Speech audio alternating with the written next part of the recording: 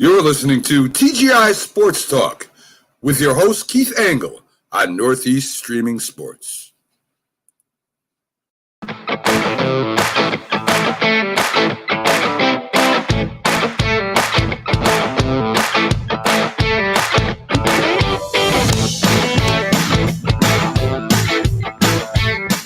Good morning, everybody. Keith Angle for TGI Sports Talk. We are streaming live on TGI Sports Talk, Northeast Streaming Sports.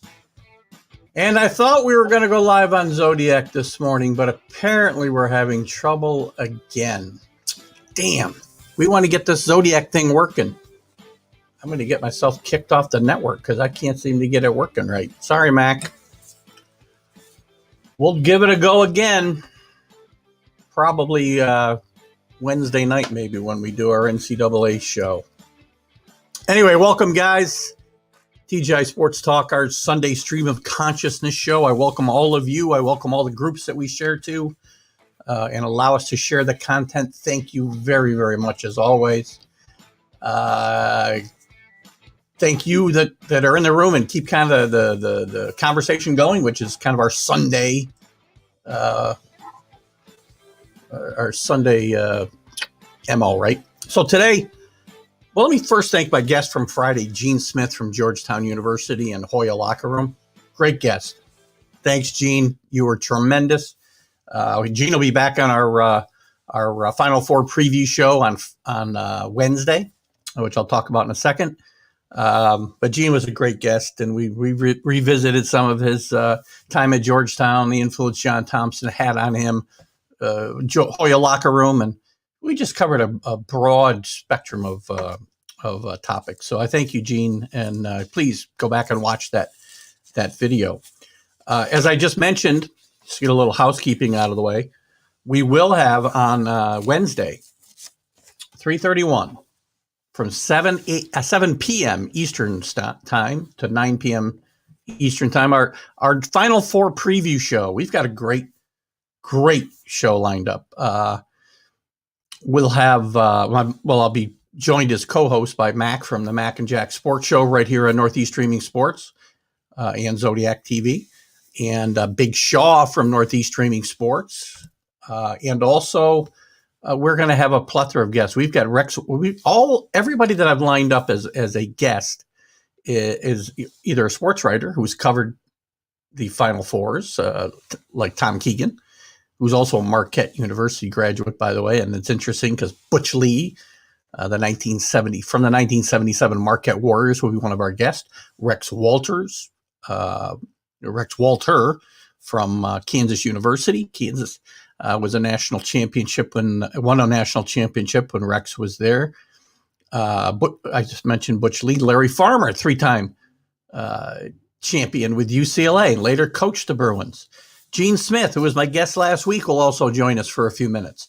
So we'll have these guests in and out. If it turns into like our Big East preview show, it'll turn into kind of a roundtable discussion. Or we'll have guests shuttling in and out. It depends on how the flow goes. And it worked out really well for the Big East tournament, I think. We'll have another surprise, too, for you people looking for tips for appetizers and fun. We'll call it tailgating appetizers, for lack of a better term. So anyway, join us live Wednesday at 7 p.m. Eastern time. Also, next Friday, my guest will be Kevin Kernan. We'll start diving into Major League Baseball. Probably going to do our Major League preview show here. We'll do nothing but Major League Baseball. Hopefully next Sunday live.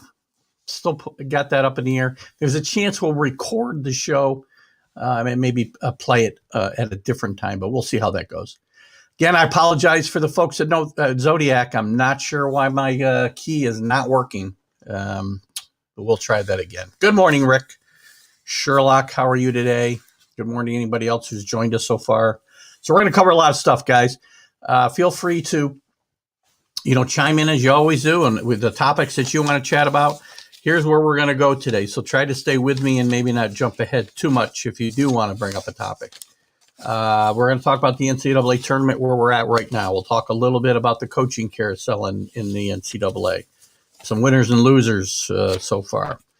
We're going to jump into Major League Baseball. We'll get some updates on some injury news. We'll talk about every opening day starter in the major leagues today. We'll quickly run down those. So technically, we'll be talking about hopefully the team's number one starters.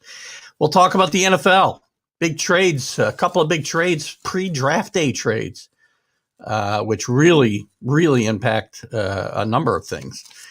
And also, we'll talk about a little bit about the NBA as well and the trade deadline there and where we stand and how we head towards the second half. So welcome, everybody.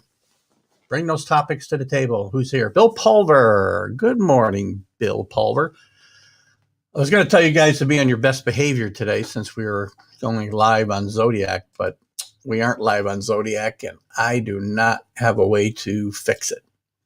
So again, apologies to the folks at Zodiac. I'll have to talk to Mac later on. So anyway, maybe I should let him know. Let's talk about the NCAA tournament. Guys, I'm going to recap last week's games after we aired. So we're going to start quickly with the Sunday second round games. We'll get quickly into yesterday's Sweet 16, first round of the Sweet 16. It's been March Madness, guys, for sure. You know, we look quickly at the games we didn't cover last week. So after we chatted on Sunday, my cigar box, best behavior, LOL. You're right, Kenny. There is no such thing. It's kind of an oxymoron for this group. Most of the groups that I do hang out with, best behavior is a thing. For your cigar box, UCLA Alabama will go under. Well, we don't have a cigar box for. We don't have a cigar box, Rick, for the NCAAs. Pretty much it's just pools and whatnot for me. I'm still alive because I do have 3 of my 4 Final Four still alive. So that keeps me in the game. So let's look at real quick. Let's look at the games that got played since we chatted last Sunday afternoon. Actually, not last Sunday. Well, these games could have happened last Sunday afternoon. They could have happened last Monday as well, because again, the tournament was set back a day.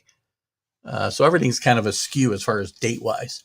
But number 8 Loyola defeats Illinois, number 1 seed, 71-58. The game, you know, I felt like Loyola was in control of this game the entire way. Played really well. We're going to talk more about Loyola in a second. Number 1 Baylor really starting to get their sea legs back, and we're going to talk about them in a second. They beat number 9 Wisconsin.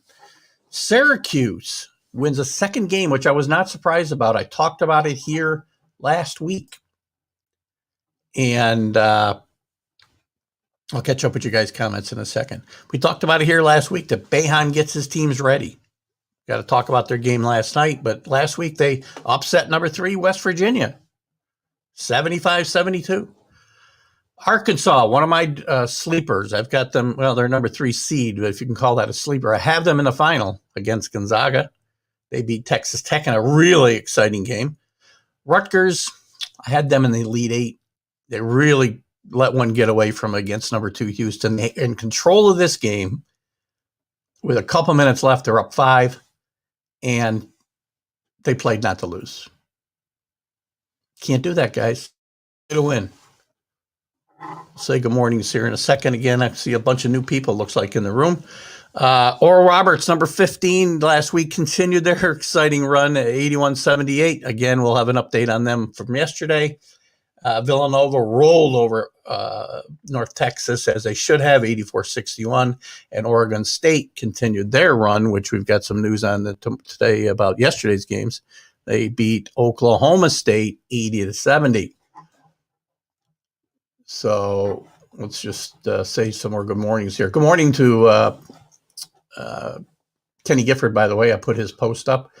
We'll talk a little bit about what's going on. I'll also say good morning to, I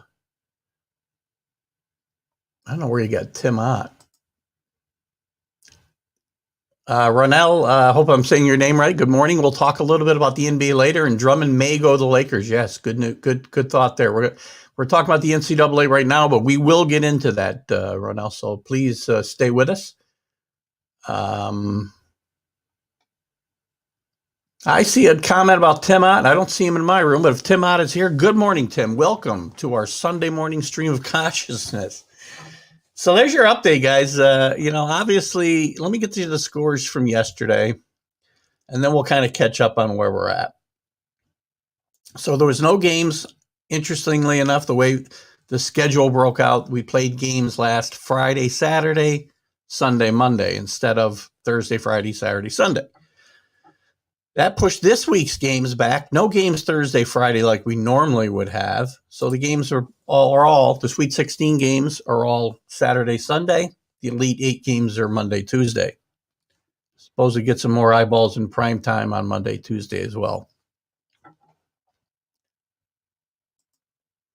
So again, I don't see Tim Ott either, but hello, Tim Ott. Yesterday's games, things continue to be crazy. Oregon State, number 12, beats Loyola 8. Doesn't sound like that big a deal, but Loyola is way underseeded here, guys. And Oregon State was in control of this game almost all the way. Loyola fought back here late in the game, but Oregon State was in control. Played very, very well. 22 points, 4 rebounds, 4 assists out of their star, Ethan Thompson, the guard. You get good guard play, veteran guard play in this tournament, and you are going to do well. Tim Ott, by the way, if you're not in the TGI Sports Talk page watching, I'm not sure where you might be watching from. I may not see your comments because I can't go to the other pages and see the comments necessarily. Or if you're on YouTube. Other games yesterday, Baylor really, as I said, cranking it up now. They've got their game back after stumbling a little bit once they had a COVID break near the end of the regular season. Stumbled through the rest of the regular season. Didn't play great in the Big 12 tournament, but they have got it rolling now, and they really beat up on Baylor yesterday, 62-51. Villanova's just overmatched in this game. They played well early on, but Baylor just later on pulled away. And really showed their mettle yesterday. Arkansas, wow. Oral Roberts, 15 seed, this close to being in the Elite 8. Arkansas had their hands full. Oral Roberts was really played well. Very well coached team by Paul Mills, I think is the coach's name there. Actually would have set up a match with his mentor, Drew Bryce, at Baylor if they'd actually managed to win. But Arkansas played really well themselves. I'm telling you, this Oral Roberts team is really, really good. And they were in control. They had this game. They were up by 12 at one point in the second half. And Arkansas was just able to overpower them at the end, win 72-70. But Oral Roberts had an open look at a 3 at the end of the game. And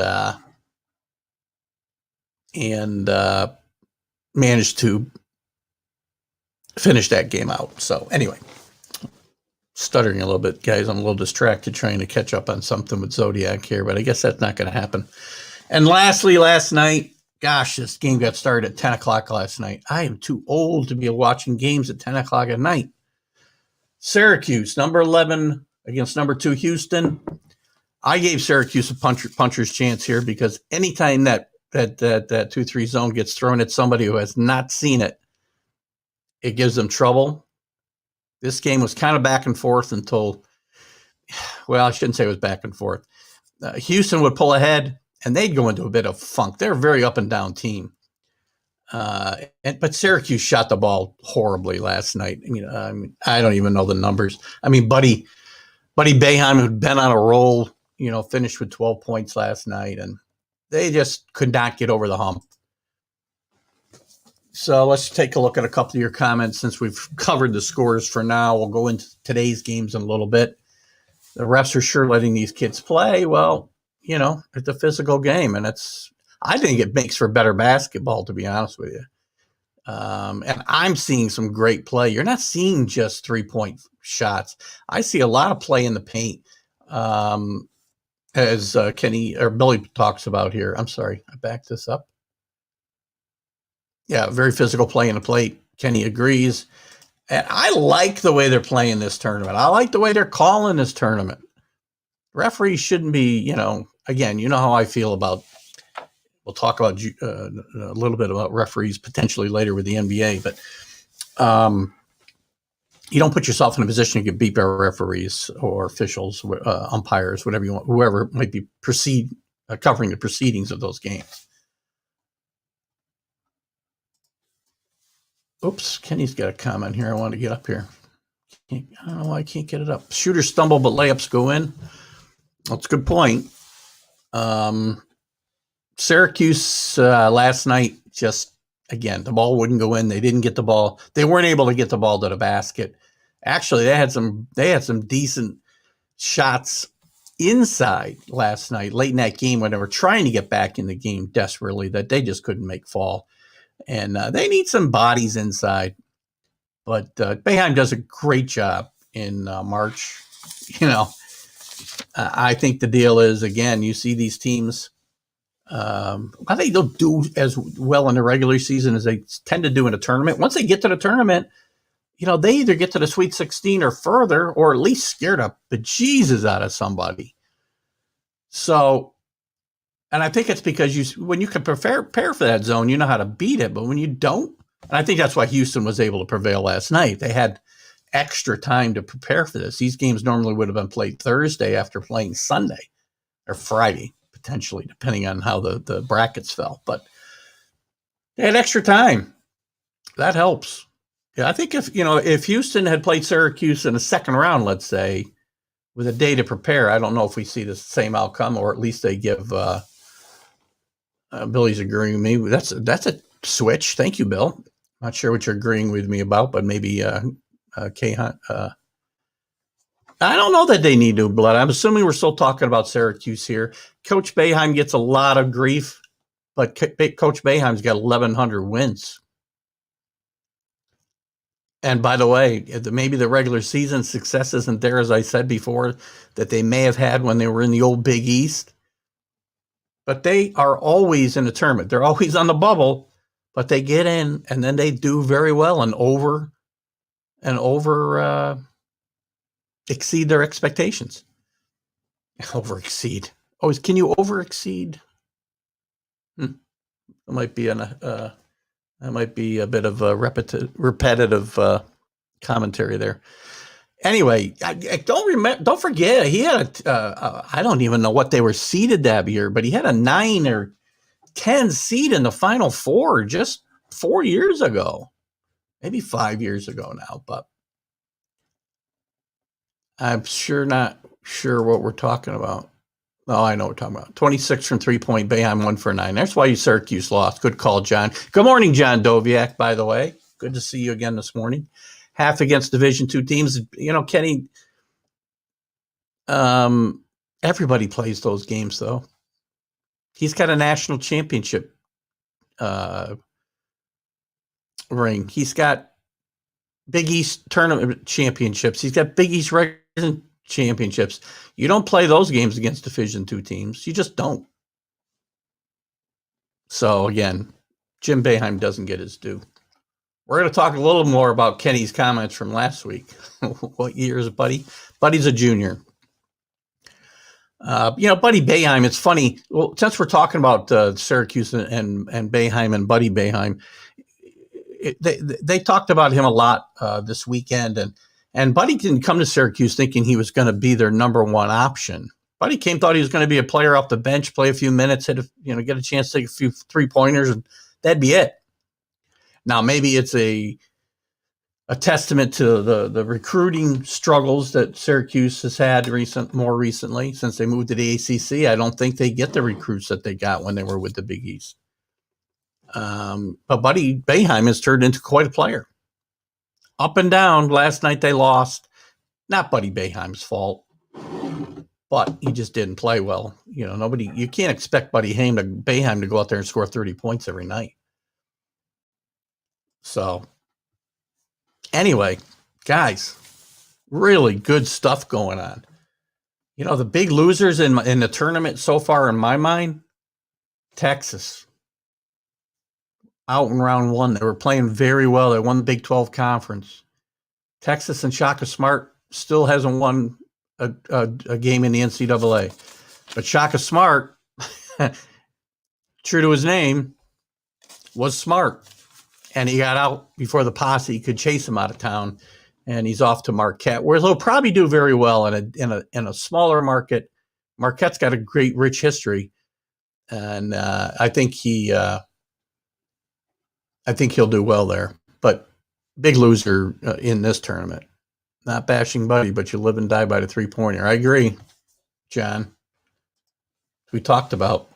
That's part of the problem. You watch a lot of these games, though. There's a lot of teams that are taking the ball to the hole these days. But if you get hot from 3 points, you're not going to beat that team. Big losers, I'll be honest with you. Loyola's an 8 seed, got to the Sweet 16. But I look at Loyola as a loser in this conference. Kenny agreeing with John. Loyola has been trying to build something. They're trying to build a Gonzaga in the East here, the Midwest, I should say. That's been the model for them, and they've done a very good job. But losing to Oregon State yesterday, as badly as they lost, is a step back for them. There's a good chance they're going to lose their coach after this year as well. But they've really modeled themselves after the Gonzaga model, and they were building themselves towards that. Obviously, nowhere near what success Gonzaga's had over the last 2 decades almost. 15 years anyway. But they were getting close. They were really competitive every year. They got to a Final Four just in 2017. Porter Moser, one of the best coaches in the country. This might be the year he jumps. He's had offers every year since 2017. He has not, but he's going to be very high on the list of Indiana, maybe Texas. Every big job that opens, he's going to have a shot at. But to me, they're one of the big losers here because they had a pretty clear path. Not clear path, but they had a pretty good path to get to another Final Four here, and they should not have stumbled against Oregon State, as well as Oregon State's playing. And they're a good story as well. Again, right? 3-point shooting was horrendous, I thought, all over the board yesterday. I thought it was terrible. That was maybe the story of the day. His teams did not make the 3-pointer, and as John brought up earlier, you live and die. Kenny, I'm not sure. I must have walked away at that point because I do not remember the Oregon State coach getting a technical. I'll try to get some information if I can if I can multitask while we're doing this, and we'll kind of circle back to it. So I'm not sure what happened there. If you got a short recap, or actually, guys, don't forget.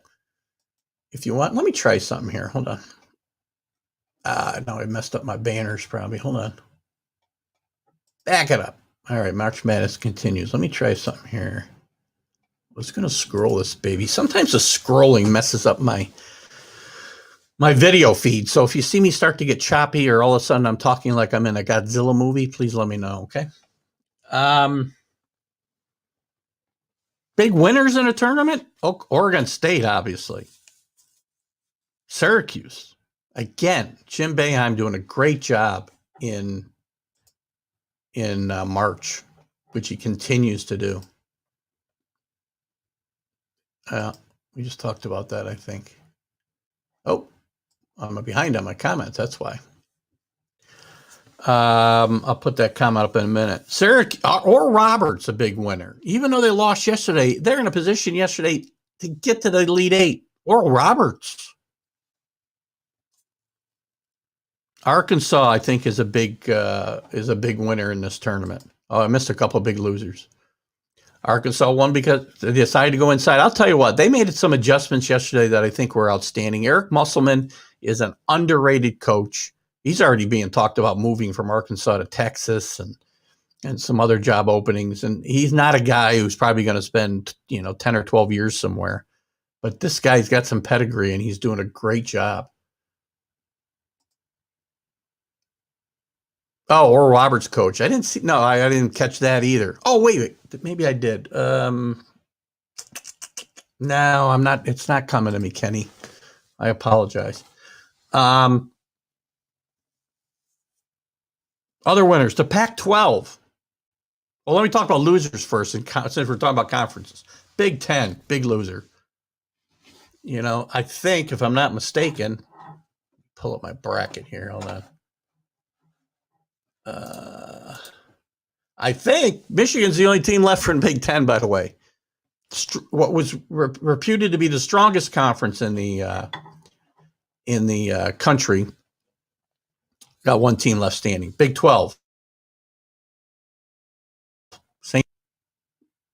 What's Frankie got? Syracuse made it far enough. I'm glad that I knew they wouldn't beat Houston, but we made the Sweet 16. They did a great job, Frankie. We've been talking about them for a few minutes. I think they're one of the big winners of this conference or this tournament as well.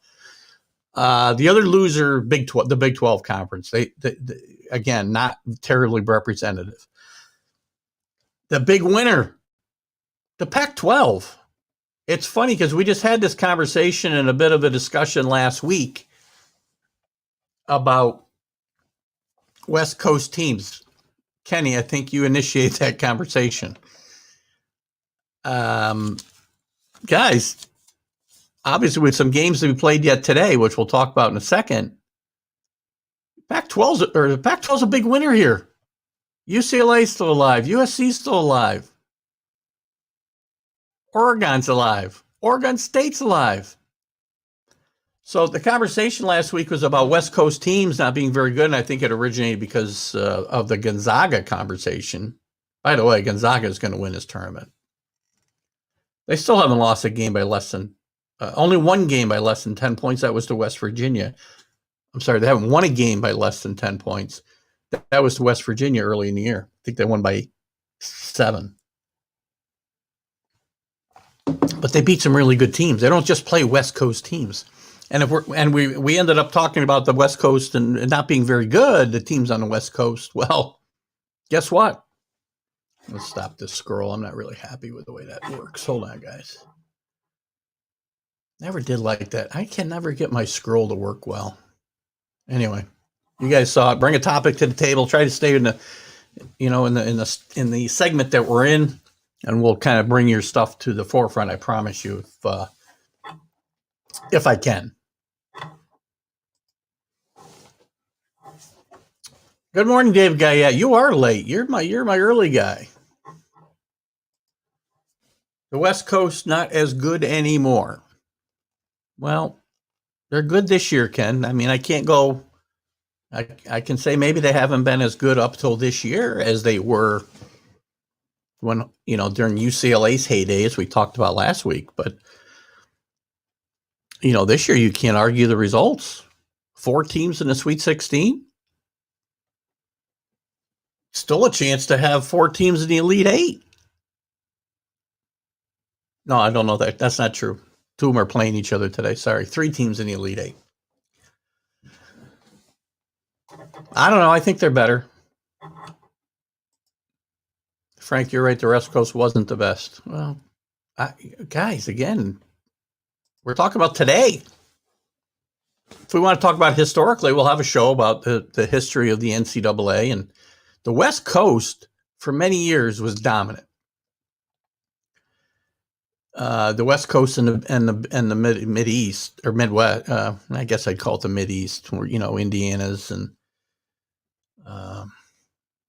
Michigan State's. What really changed everything was the formation of the Big East, where these kids all went out west from the East Coast because they wanted to be on UCLA and they wanted to be on TV every week. They could stay home because the Big East was formed and because the Big East was the first league to have their own TV network. That's what changed everything, guys. So anyway, no argument they haven't been consistently as good over the years. But every year you got who's the national championship contender every year? Gonzaga. They haven't won yet. They very likely will this year. UCLA has been competitive over the years. Oregon's had some really good teams over the last several years and went to a Final Four not that many years ago. Still got a chance to go to one this year. Other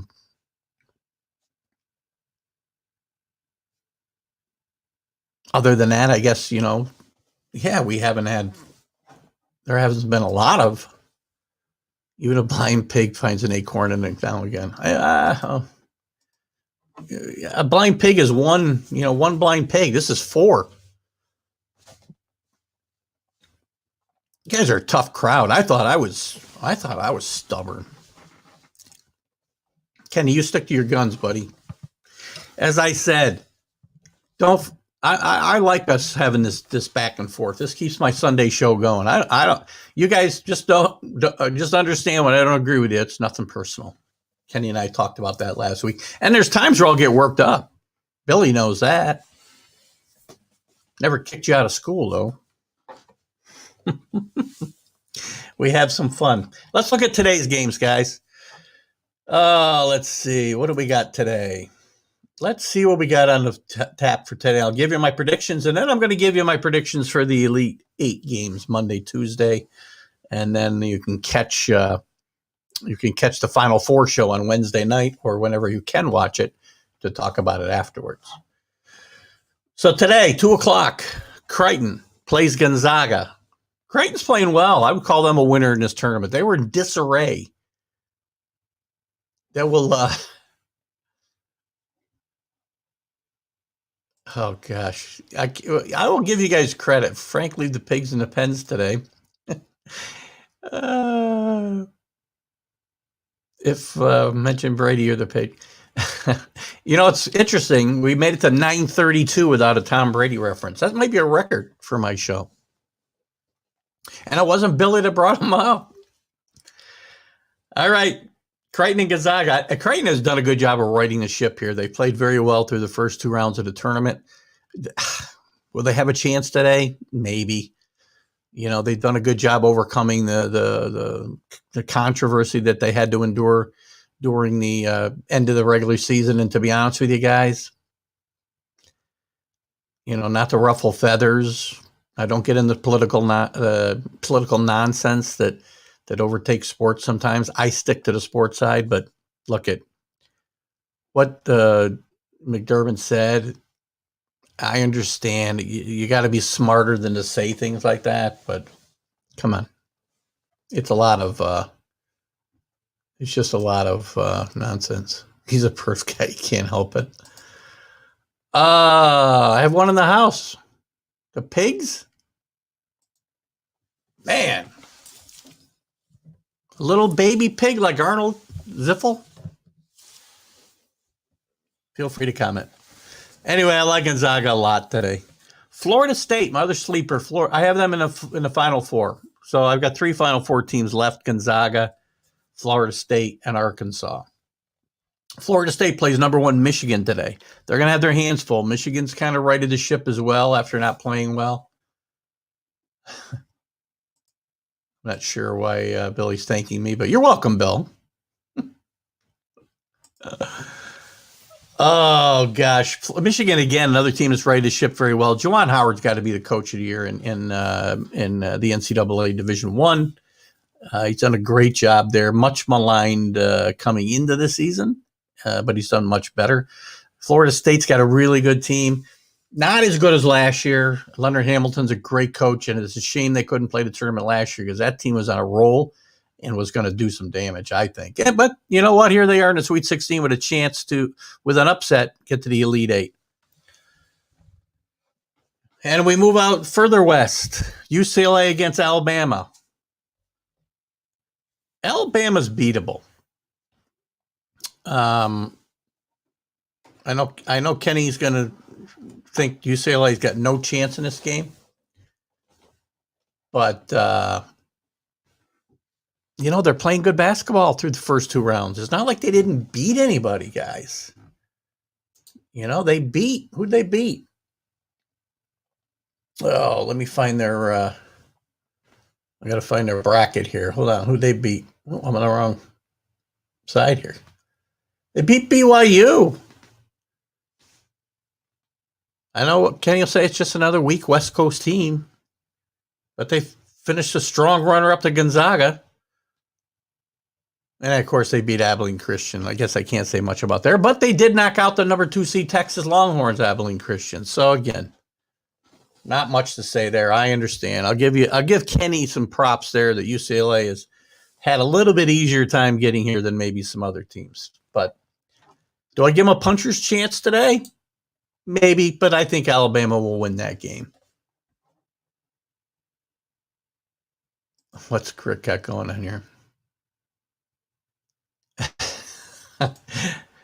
It's funny. I wonder if because remember, guys, it's funny that most of my live viewers, we have people pop in and out. So by the time I get through with doing the live show, we've got maybe 100 views.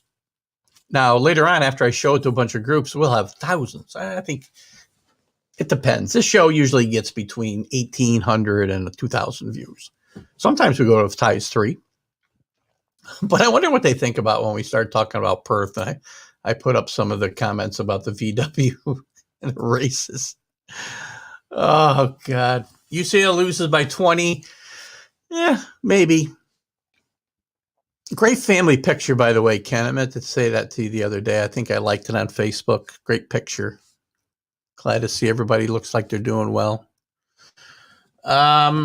And the late game, the last game is going to be a Pac-12 fest, Oregon against Oregon State. I'm sorry, Oregon against USC. I don't know where I got Oregon State from. I like USC here. Really not an upset. It's a 6 and a 7. Both teams are playing good basketball. I liked USC as a dark horse. Kenny's oldest. And again, great picture, Ken.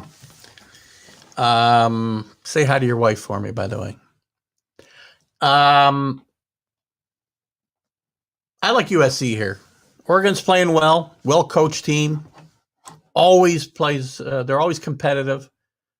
But I like them to kind of prevail today, which will bring us to the Elite Eight games, which will be played Monday and Tuesday.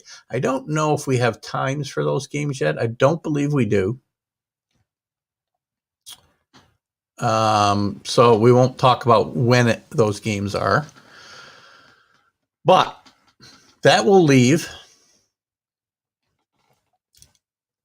according to my picks, Michigan against Florida State, and I like Florida State to upset Michigan in that game. I just think Michigan is a bit up and down. I think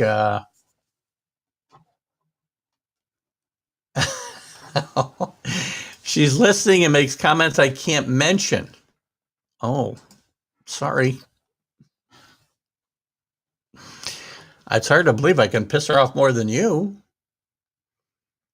So anyway, I like Florida State to make the Final Four. Then we're going to end up with Gonzaga against USC. Gonzaga. USC's playing well. We'll probably give Gonzaga some trouble, but I like USC. We've got Arkansas against Baylor. Most likely, that game's Monday. Again, not sure of the time. I like Arkansas to upset Baylor as well as Baylor's playing here. Going to be the toughest one. Michigan, Florida State will be tough, but this one will be rough. The final Elite Eight game is Houston against Oregon State. As well as Oregon State's playing, I think Houston's really good. They're really streaky, but I like the fact that Kelvin Sampson's really a good coach. He has them banging the boards like crazy. Ears are off when I talk. Oh, gosh. It was funny is this is the bracket. This is part of the bracket that really got blown up on me. I've got a chance to win a couple of pools yet, guys, only because I've got 3 teams alive. If I get Arkansas there against Gonzaga, I've got a shot. Only because everybody else's pools were blown up so badly, I think. My picks in this for this Elite Eight, by the way, was number 1 Illinois against number 10 Rutgers. So we didn't do well there. Still very disappointed in Rutgers. I mean, that was a bad loss. Bad loss. All right. Spelling sucks. Well, don't worry about it. So's mine. So's my pronunciation and everything else too. So, all right, guys. I'm going to move on to right now. We're going to stick with college basketball a little bit, and I want to talk a little bit about the. If you guys got something else to bring up about the tournament, please do. What I want to jump into a little bit is the coaching carousel before it gets too out of hand. We've had some big moves already. I'm not going to get into all the teams. We had a surprise here locally with Albany and Will Brown getting fired. I think did a great job there in the 20 years he was there. He was replaced by Dwayne Killings. Wichita State, Greg Marshall resigned under fire early in the year. Isaac Brown was named the interim coach. Did a wonderful job with the Shockers this year. He's got that full-time gig now. Great job. Boston College turned over. We've got Jim Christian fired, replaced by Earl Grant. Fordham, interestingly enough, this is as a local take on it too. Fordham job opened up as they fired their coach, Jeff Neubauer, and Marcelino, if I'm saying his name right, from another Perth problem. Another Perth problem along with the math. You're right. They probably shouldn't have helped us do our Regents test. Let them do us on our own. Oh, might be throwing somebody under the bus there.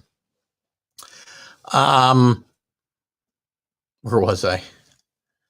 Oh, Marcelino from Siena was heavily chased after for this job at Fordham, and I think smartly stayed at Siena. Fordham is not a upward movement for a coach like Marcelino at Siena. Siena's a better job right now, I think, than Fordham. Now, the right coach goes in there and can turn them around. They play in the A10, which is a better conference than the MAC, obviously, but I think he made the right move here. Siena's got a good team coming back, too. I can't put up every Perth comment, but yes, Mr. Jennings. Oh, gosh. George Mason changed jobs. Not really cool about that. Oklahoma opens up. Lon Kruger, a great coach, I think, well respected over 44 years in coaching. He started out. He played at Kansas State for the great Jack Hartman. He coached Kansas State for a few years and really brought that team back into some prominence. Took them to some NCAA tournaments. I believe he won a big. I'm not sure if they were the Big 12 yet. They might still been the Big 8 when he was coaching there. But he did win a conference championship. He moved on to Florida, which, by the way, when he went there, was a wasteland in basketball. And he took that team to a Final Four. Did really well. Then it got him a job in the NBA where he didn't do well. The Atlanta Hawks didn't do well. Came back to college, did well at UNLV. Revived that program, which again is moribund again. But then he moved to Oklahoma and did a really good job there without winning national championships. I don't think he won any Big 12 championships, but did a very, very good job in rebuilding that program, which was down after Jeff Capel kind of brought it to its knees a little bit. So anyway. Great job, Lon Kruger. That job's wide open. That's a good. That's a good gig for some of these coaches that you're going to hear get kicked around. We'll talk about some of those names in a little bit. DePaul fired their head coach, Dave Lieto. That was his second tour of duty, and that team is just awful. Shaka Smart, we talked about, replaced Steve Wojciechowski at Marquette, and the Marquette fans are ecstatic that Wojciechowski's out. very wishy-washy about Shaka Smart coming in. I think it's a great spot for Shaka Smart. Being a bit of a Marquette fan, I was back in the day, and I still root for them to do well. I was a huge Al McGuire fan, by the way. And if you haven't caught my Butch Lee interview from a couple of weeks ago, catch that. Butch Lee from the 1977 champion Marquette Warriors will be one of our guests Wednesday night. Archie Miller fired at Indiana. That job is open to everybody. There's rumors about Brad Stevens from the Celtics. There's rumors about Porter Mosier from Loyola. There's rumors about John Beilein, former coach of Michigan. Although John's getting a little older. He's 68 years old. So, if they want a long-term coach, John Beilein's been mentioned for a lot of openings, including Marquette, by the way, and now Texas. Richard Pitino fired at Minnesota after a horrendous year this year. Never really got into the tournament twice, I think, but never really made any serious runs. He was already been. Has he been replaced? By the way, he's already got another gig, Richard Pitino, at New Mexico. I don't think they've hired a new coach there. Lost my place. Yes, they did. They hired Med Johnson. Sorry. Other big jobs. The Penn State job turned over. New Mexico, we mentioned, they fired their coach and hired Richard Pitino. In a lower profile spot, Richard Pitino might do well here. He might really do very well. That school hasn't done very well since Steve Alford left, and Steve Alford did a great job in New Mexico. What else? Any other jobs I really care about? Utah, Craig Smith. They fired Larry. Can never say his name. Christout. I'm not even going to try it. Larry. They fired Larry, who was an ex Utah player, by the way, and did fairly well at the outset of taking over the Utah job. But in recent years, they've fallen on hard times. That's a school that was a really good basketball school for a long time. They were good back in the 70s when Bill Foster from Duke went out there. They were really good, obviously, under Rick Majerus, constantly in the NCAA tournament, constantly in regional finals, and even in a couple of Final Fours and one final. Never quite got over the hump.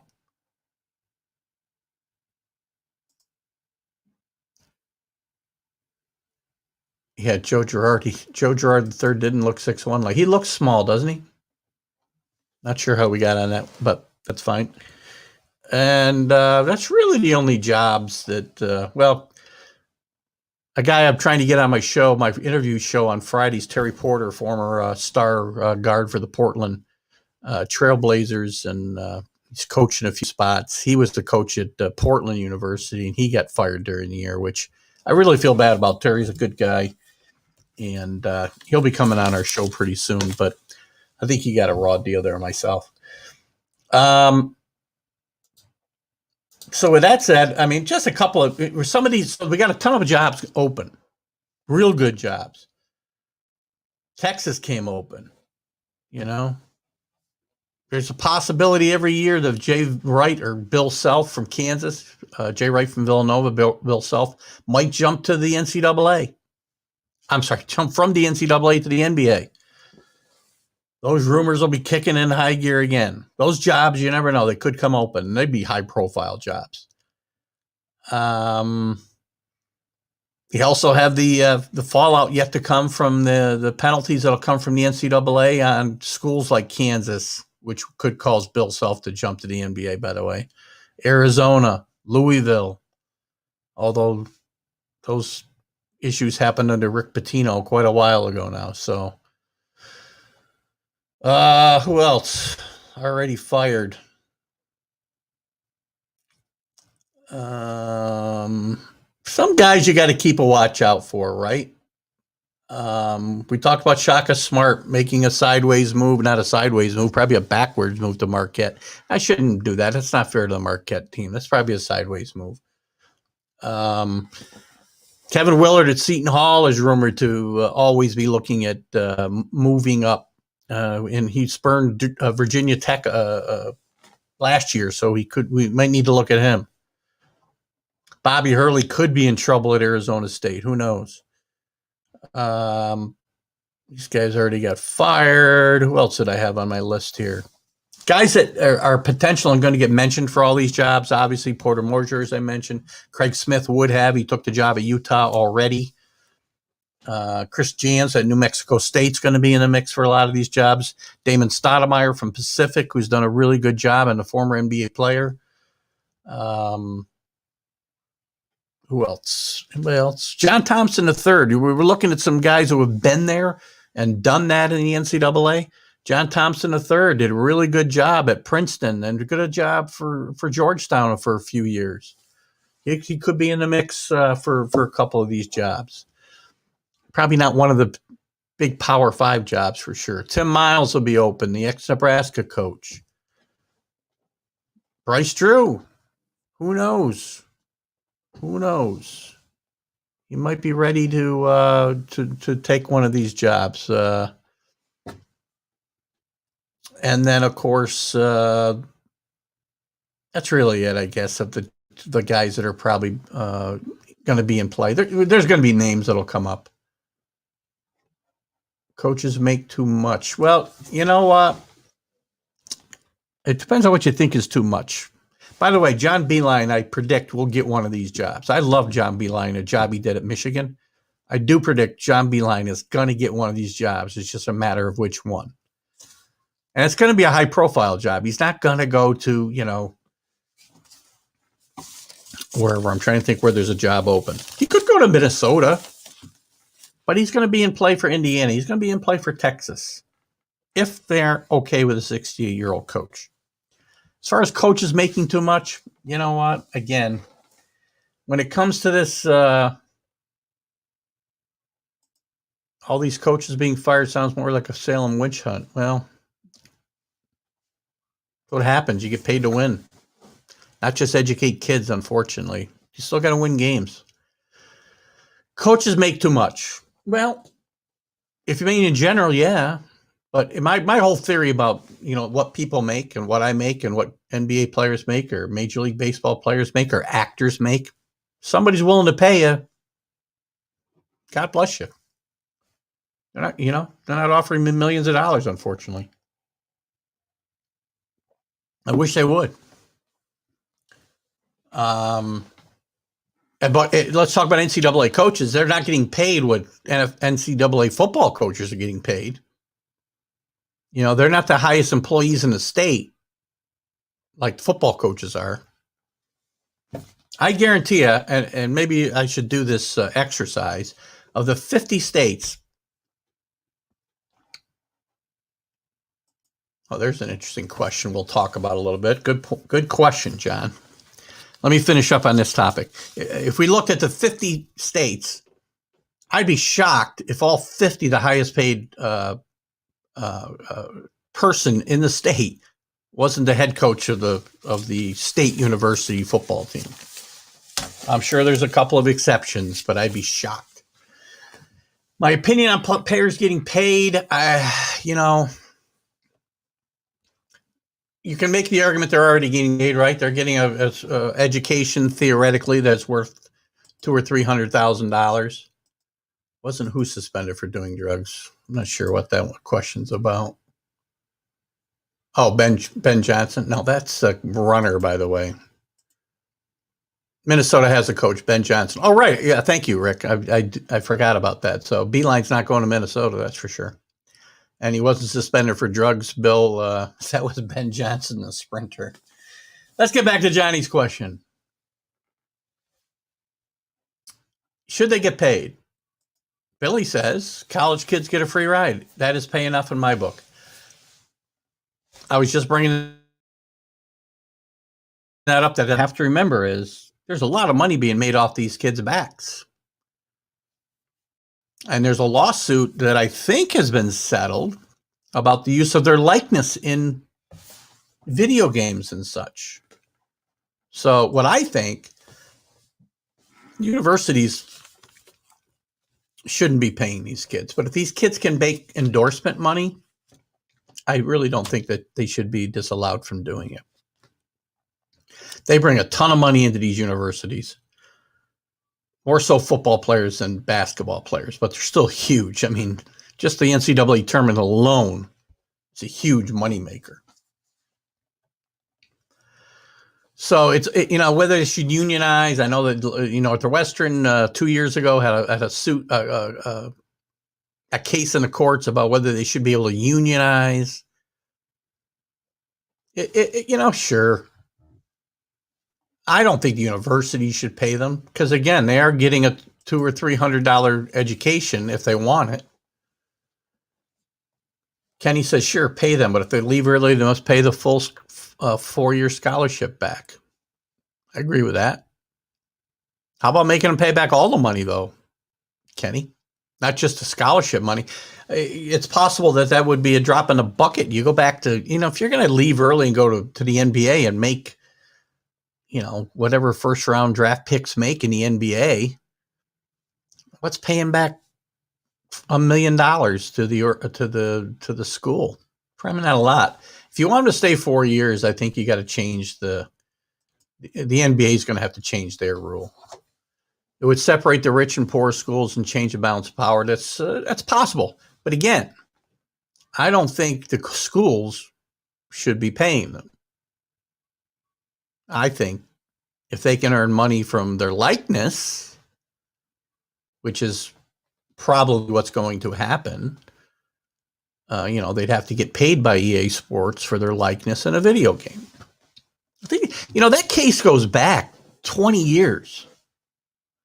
It was O'Bannon. Ed O'Bannon, I think, was a guy who first sued the not the NCAA. Well, maybe it was the NCAA was included. They would have had to have been included, about using his likeness in video games and not being compensated for it. You wouldn't let them use your likeness without getting paid, I don't think, would you? I mean, if they wanted to use Rick Sherlock's likeness, I think you'd probably be happy to do so, right? If they paid you. But that's just me. What's Kenny got here? It's a drop in the bucket, but what about these kids playing at mid-majors that could be at high schools if they just went pro? Well, they can't do that right now, right? But that's the rule change that is being contemplated is kind of that. They either go pro out of high school, which the NBA that was a rule years and years ago, and it didn't work out for most kids. But if they go to school, they've got to stay there until their junior year. Through their junior year, 3 years, similar to what the football does. And I don't think it's a bad rule. I mean, you can't make kids go to college and not go pro, and now with the G League. I don't think I can afford you guys.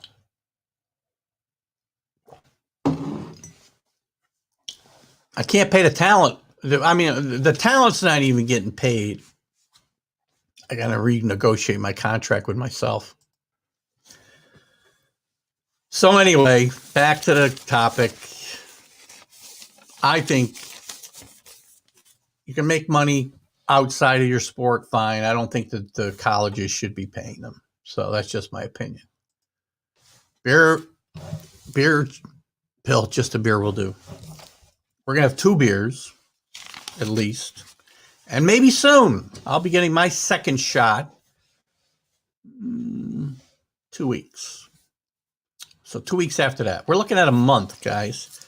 And if you guys are well, I guess it's your call whether you're vaccinated. That's your call. If you're comfortable going out, once we get around May 1st, we're going to get together. All the regulars. I was, it was included to the, or kind of left it to our football pickers, but we'll see who we invite going forward. And again, this will be a TGI Sports Talk party. So I will be. Excellent. Good for you, Rick. Let's move on, guys. Let's move on to Major League Baseball, shall we? No, I have a banner here for it. Oh my gosh. Where is it?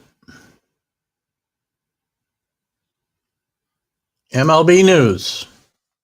A little bit of baseball news today. If you're a Yankee fan, the news about the first baseman being out for, hang on, bear with me 1 second here. Sorry. Just wanted to get myself situated here for a second. Pages and pages and pages and pages of notes to look at today, unfortunately. Luke Voigt is out. Don't know how long. Torn meniscus. I really haven't seen any, and it could be some more today. I haven't seen any news today about how long he's going to be out. And unfortunately, he leaves the Yankees with Jay Bruce playing first base. I'm owed a beer. You're owed at least one beer, Drew. I got a list. There you go. Quick draw. You're doing. Billy's already ahead of me. Oh, gosh. So the Yankees are stuck with Jay Bruce for at least an extended period of time here as their first baseman. I'm not happy about it. I posted yesterday, I thought the Yankees would be better off moving DJ to first base and play Tyler Wade maybe at second base, or find a shortstop option and move Glaber back where he belongs. But anyway, I was derided. Tyler Wade wasn't even a Major League Baseball player. Listen, he's equated himself very well. There's a lot of games. I got into this back and forth with a guy in one of the Yankee groups that DJ was a Gold Glove second baseman. He's a very good second baseman. His fielding percentage last year was like .971. That's not Gold Glove material. Sorry. And they often moved him to first base. I think 11 out of 61 games, 60 games, they moved him to first base, not even counting the playoffs. They moved him to first base late in the games anyway to replace for defensive purposes and put Wade at second. So, again, I'm not a big Jay Bruce fan. I don't think Jay Bruce is going to be the Jay Bruce of old. I keep hearing about, he's hit 318 career home runs. But so what? Can he play any defense at first base? He's not much of a defensive outfielder. I mean, this started out with me debating during the week whether they should keep Mike Tauchman or Jay Bruce. Tauchman and me all day. Much more versatile. Better defensive player. What else? Yankee news. Looks like Domingo Germán will be the fifth starter. Debbie Garcia will be going to the minors. Domingo Germán's a very decent Major League pitcher. I'm not happy he's on the team. This is my team that I root for, so I have an opinion. We talked about it here last week. I'm not going to go on about it more. I wish he wasn't on the team. I don't care how well he pitches. What else we got? We can invite Johnny for crowd control for sure. I may look at my regulars. We may expand it from our just our football pickers to maybe some of our regular, because we got picked up a few more regular folks here recently. 24 ounces, or maybe the boots. Depends on where we go, Bill. What else is going on? I do want to run down our opening day starters that we talked about too, and I hope to do the baseball preview show, as I said, next week. Here, I talked to Drew about it a little bit on Friday. He is going to do the show with me. If next Sunday's problematic, we might have to look at something else. I really don't want to wait until the 11th, where we're going to be like 2 weeks into the season. So I'll figure something out here today, probably. Lance McCullers signs a big extension with Houston. Good for him. Very good major league pitcher. Sandoval, the Panda, makes the Braves interesting. What else? Nats set their projected starting third baseman to the minors, K-Boom. And some sad news, guys. Mike Bell, bench coach for the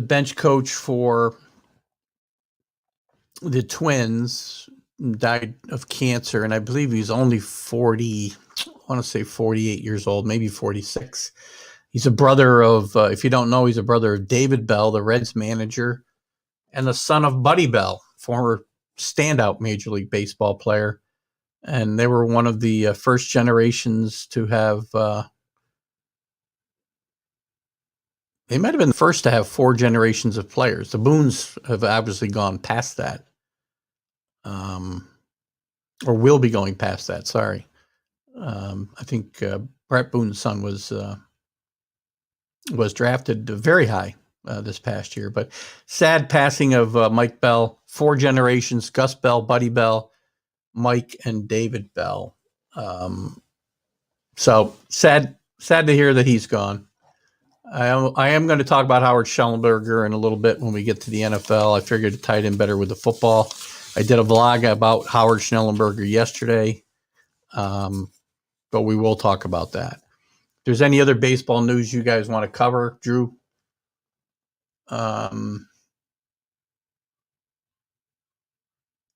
Kenny's been barred from public sightings. I guess he won't be joining us. And cancer does suck. Yes, it does. Very young man, and it's sad to see whenever it happens. Let's see. Where did I gotta find my other note now. Hold on, guys. I want to get to. We're going to take a look, as I said, at every opening day starter, just to give you my little comments on. So basically, we should be looking at the top of the rotation for each one of these teams, right? We're going to dive deeper into these teams as we go forward, and talk more about it. But let's look at everybody. Let's start with the Indians and Shane Bieber. So this guy was nearly unhittable last year, guys. And he's been good for a few years, and he's not going to be one of the more recognizable names maybe that we talk about on this list. But this is one of the top pitchers in baseball. And I think, some of these names could change, by the way, due to injuries or whatever else might replace them. But these are the projected opening day starters. Shane Bieber would be on my team anytime. Another guy I'd love to find a way to get on my team. He doesn't win many games. Maybe this year that'll change. Jacob deGrom. By the way, these are in the order of kind of, I think, ranking. Jacob deGrom. Nobody got worse support in his career than Jacob deGrom. I think he's the best pitcher in baseball, and I got the second best pitcher in baseball on my team, and Garrett Cole, we'll talk about in a second. But now he's got some offense behind him. He might actually win some games. You don't know any of them? Well, we're going to educate you. Jacob deGrom won Cy Young Award. I don't know if he won 10. Drew, you can help me out. How many games has he won? What's the highest number of games he won in winning a Cy Young? Garrett Cole for the Yankees. In his first full season in the Bronx, he did everything that was expected of him, I think. And his durability is good. He wants the ball every day. And that's one thing that stands out for a lot of these guys, not all of them, but a lot of them. Cole's one of them. Some of these guys, they get to the 5th inning, 6th inning, they throw 90 or 100 pitches, and they're looking to the dugout. Who's coming to get me? Please come and get me. This is what I'm trained for. I've done what I was paid to do. Not Garrett Cole. That guy wants to go 9 every time. He's not going to just because of the way game's played. But the man pounds a strike zone. I love watching him pitch. He reminds me of old school pitchers. Catfish, Tom Seaver. Maybe there's a better example, but guys who would just pound, dilly-dally around the plate, walk around the mound. The man gets the ball, and he throws strikes and pounds a strike zone. And he's dominant in the strike zone. Tremendous pitcher. Yu Darvish, Padres. Blake Snell probably gets more headlines than Yu Darvish, but Yu Darvish has been a more consistent pitcher. And he's in a better pitcher. He's in a better pitcher's park now. Blake Snell will push him for number 1 on this team, but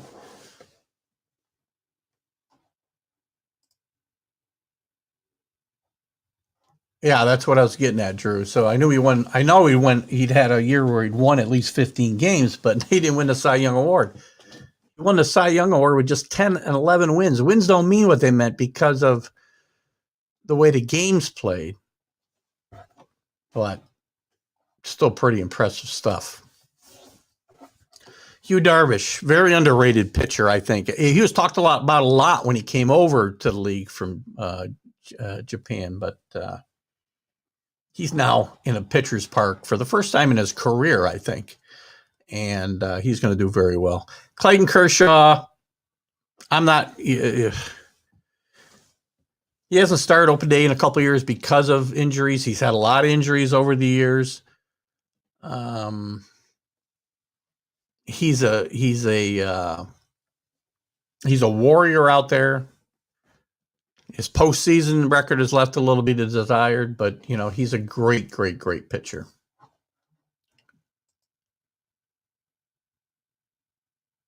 Yeah, it's always for sure, right? They made trades for 2 guys that could be season openers, Drew.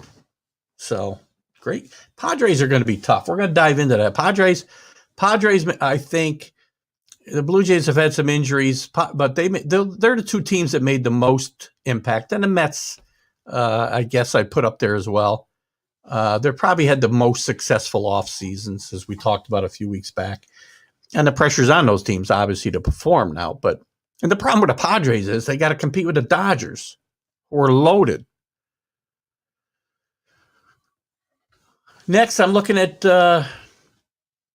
Hyun-Jin Ryu. I'll say that wrong several times. Kershaw's opener is honorary. I agree. He's not the best pitcher on that staff, but I guess I'm ranking these based on history as well as as their performance right now. Clayton Kershaw still has the ability to be a great pitcher. Rio for the Blue Jays. He's finishing the top 3 in the Cy Young Award for the last 2 years, and I'll bet you a lot of guys don't even know who the heck he is. So stamina has always been an issue with him, and if he gives the Blue Jays 180, 200 innings, they're probably going to be thrilled. But he's one of those big guys. Giolito from the White Sox, another game of probably a lot of people don't know. Just 26 years old, but he's evolved into a really devastating pitcher. White Sox got a lot going on. They got a really improved pitching staff, a lot of good bats. Tough injury to Jimenez the other day, but they're still the favorites probably in the Central, which again, we're not going to talk about too much today. We'll save that for the preview show. Max Scherzer coming off a injury, but still top of the line, number 1 starting pitcher. Washington Nationals are another team with a couple of guys that could have gotten this honor. Another underranked guy. I can't say his name, Drew. I think you drafted him the other night in the fantasy draft. The guy from the Twins, Medea. That's not Medea. That's the Tyler Perry character, isn't it? Kenta, whatever. Guys don't know his name, but he finished second in the Cy Young race. Twins, another team.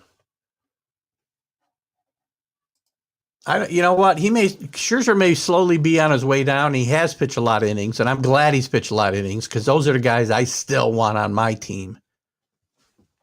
Innings aren't the problem.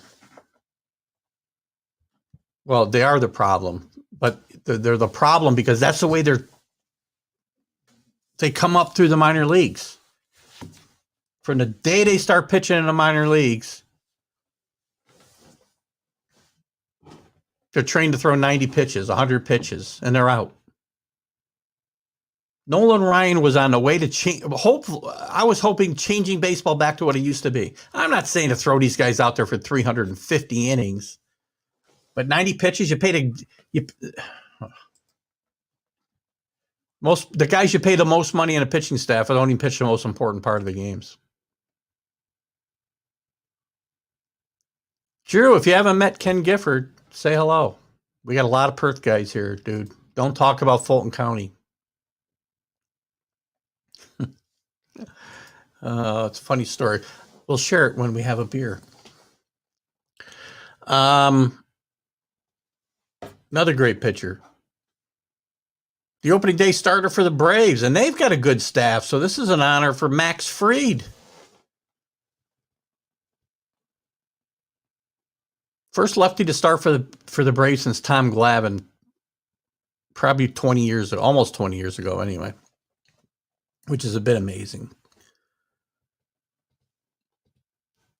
I think he's the unquestioned. This is an improved staff with Charlie Morton there too, so this is going to be a good team. But Max Fried, really good pitcher. Phillies, Aaron Nola.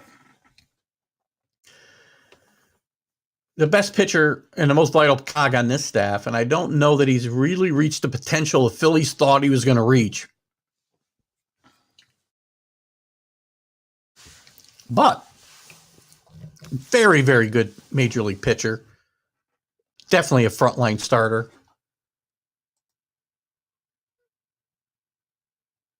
Yeah. That is exactly what I feel, Kenny. Kenny likes the gritty players that don't cry because of broken fingernails. I agree. There aren't many of them out there anymore. Lefties used to be a premium. Spoken like a true lefty, Kenny. A lot of lefties out there today. Brandon Woodruff, another underrated pitcher, doesn't, again, probably because of the market he's playing in Milwaukee. These guys play in Milwaukee. They play in Minnesota. I suddenly got a Minnesota accent when I said that. They don't get the ink that these other guys get. Brandon Woodruff's a stud. If he pitched in New York, he'd be a superstar. He is a superstar.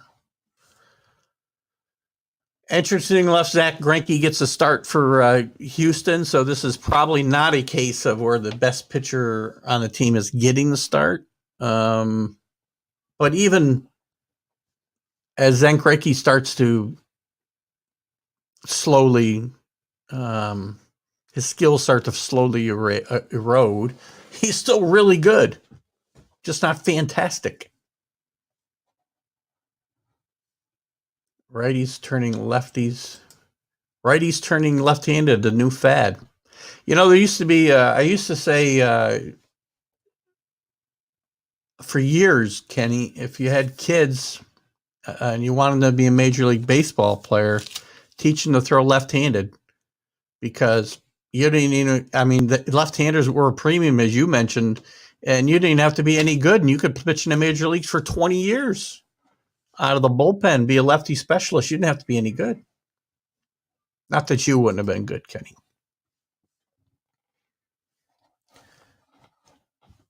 Chris Bassett from the A's. The A's are going to have a ton of guys we don't know, but this guy finished 8th in Cy Young Award winning, the Cy Young Award voting last year.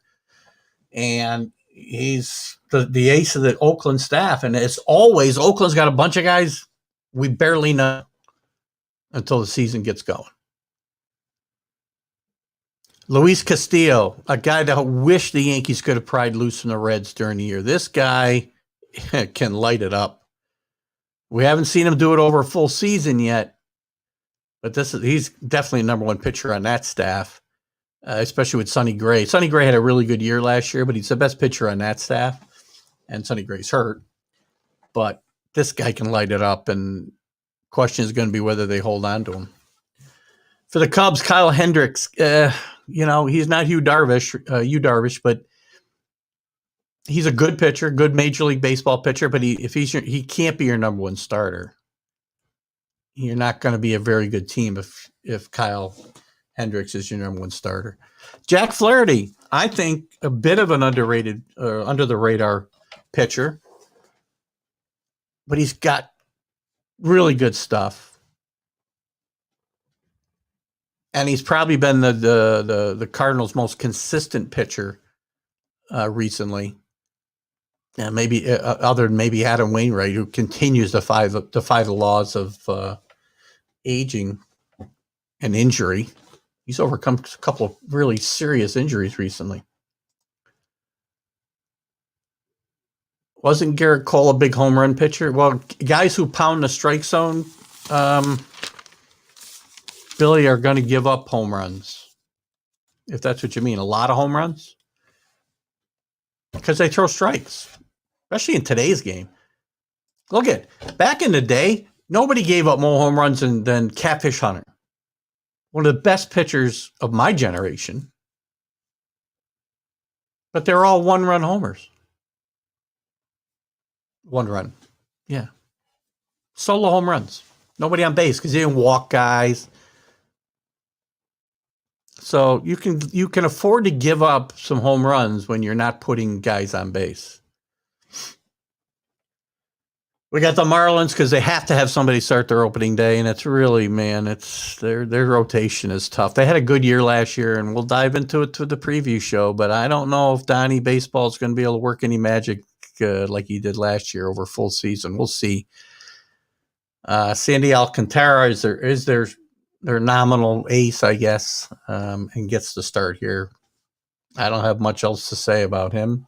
If somebody else does, Drew, feel free to speak up and we'll circle back. Tyler Glasnow for the Rays.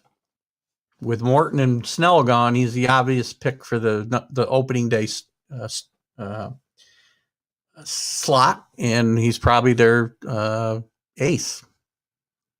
But he's got to be more consistent. He's got really good stuff.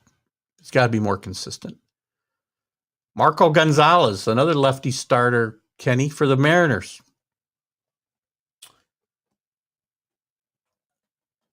What's funny is he's going to get his fourth opening day start. Marco Gonzalez, I can remember with the Phillies, was just terrible. But he'll tie Jamie Moyer for, I don't know. I guess he's behind only Randy Johnson and Jamie Moyer maybe for opening day starts with Seattle. So he goes underappreciated. I never thought he was going to turn into much of anything. I'm surprised when I see his numbers because I can remember having him for Drew lost the internet for a bit. No worries, Drew. Brad Keller for the Royals. Not a very good staff there either overall, at least on paper. He did pitch last year. Keller pitched pretty good.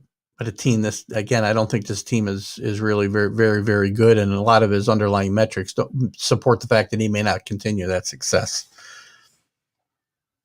Kevin Gausman from the Giants.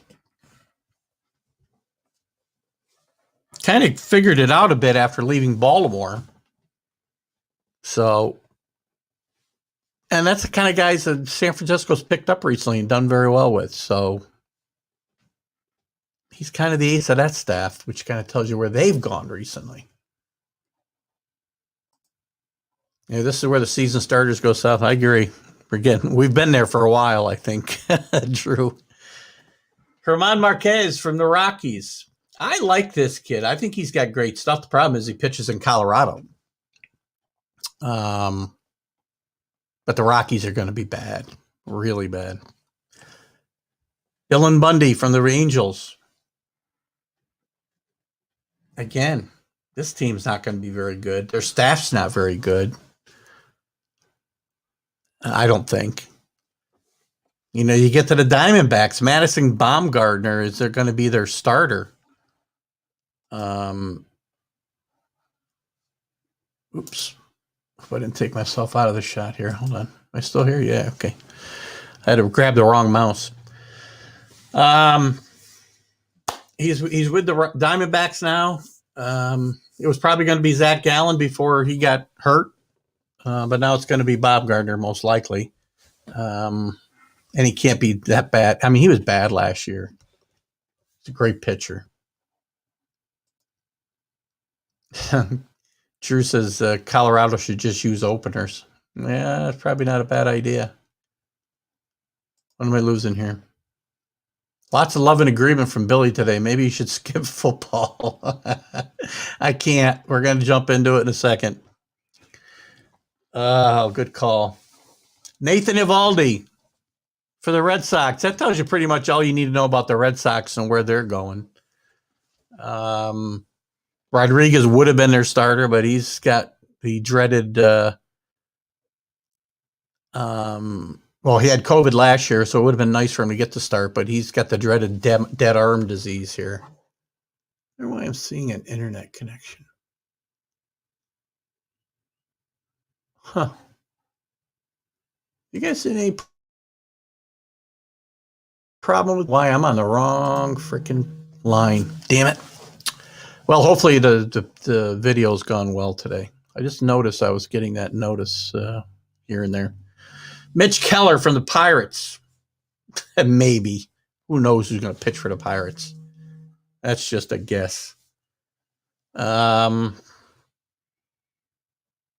Means for the Orioles. Again, not a good.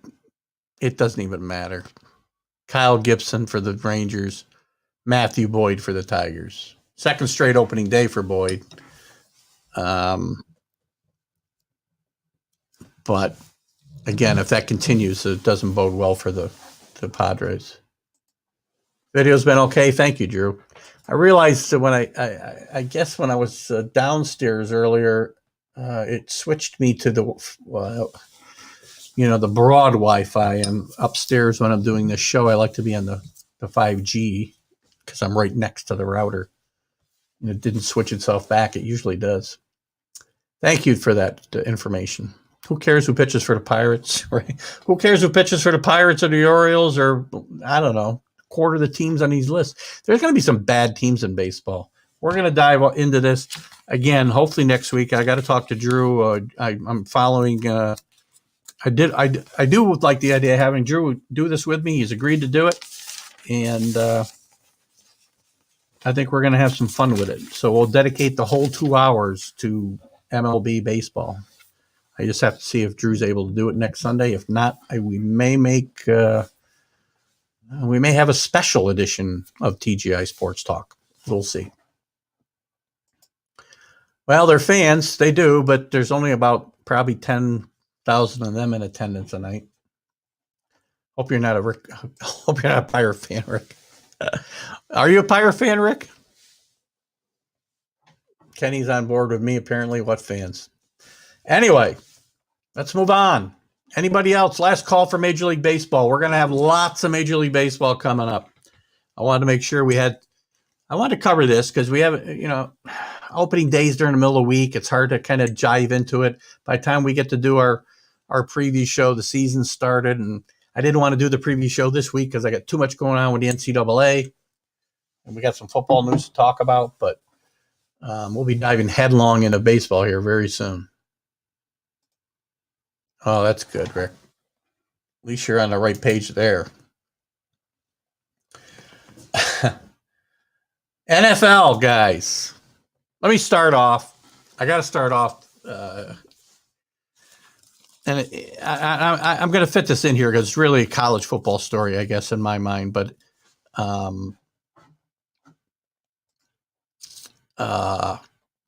he also coached in the NFL.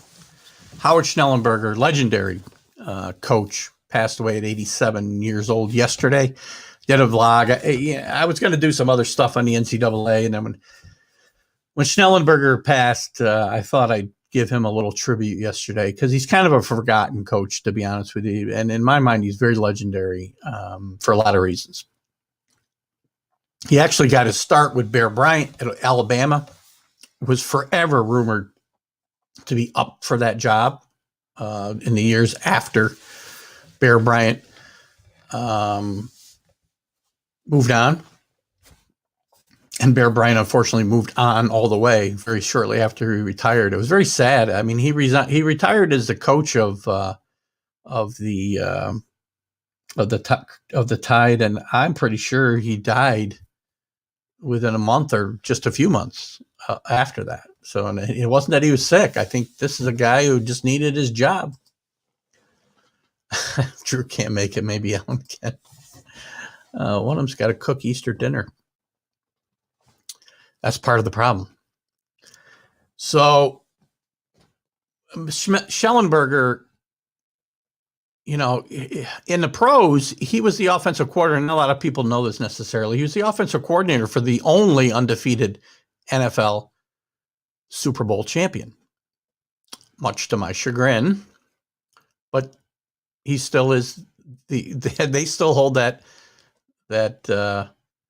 status. And Howard Schellenberger was the coach, the offensive coordinator of that team under the legendary, even more legendary, Don Shula. He parlayed that into a head coaching job with the Colts. Didn't go that well. But he landed at University of Miami. And I will argue, as I said in the vlog, if you watch, that without Howard Schnellenberger, we would not know Miami football history in the way we do today. And it's sad. I asked my wife, who was a big Miami fan, and I've become a big Miami fan myself because her son did his undergrad studies at Miami. He was a big football fan, but I'm not sure, and I didn't get a chance to ask Eric, but I'm going to guess they don't know who Howard Schnellenberger. I know my wife did not know who Howard Schnellenberger was.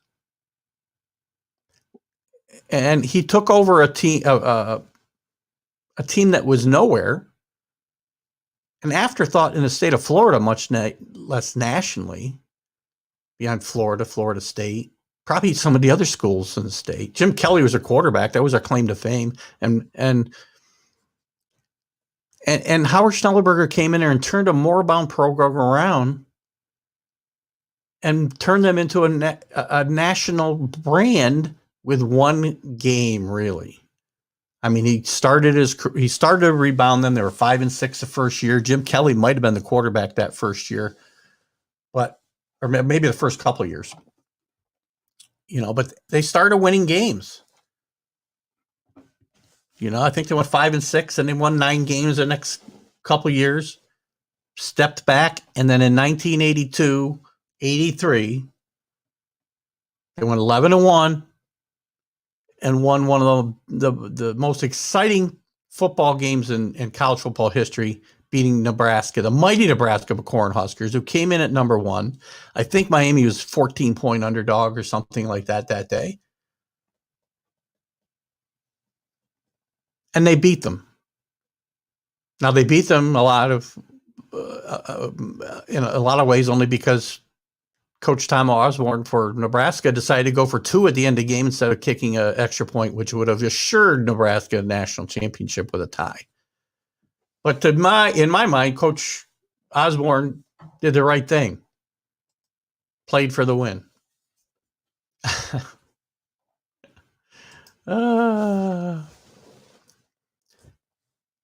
But I also am of the opinion that without that victory on that New Year's night, Miami football history could be much, much different.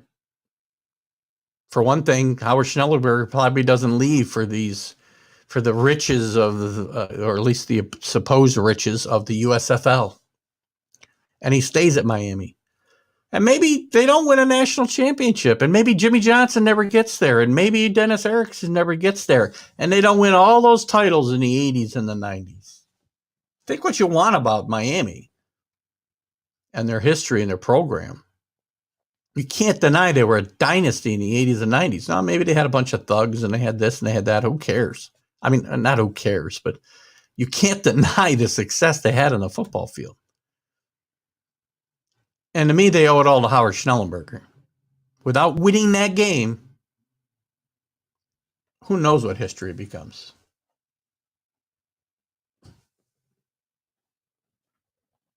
Correct. Who likes kissing their sister? You don't go for ties. Nah, we're not going to go. We're not going there.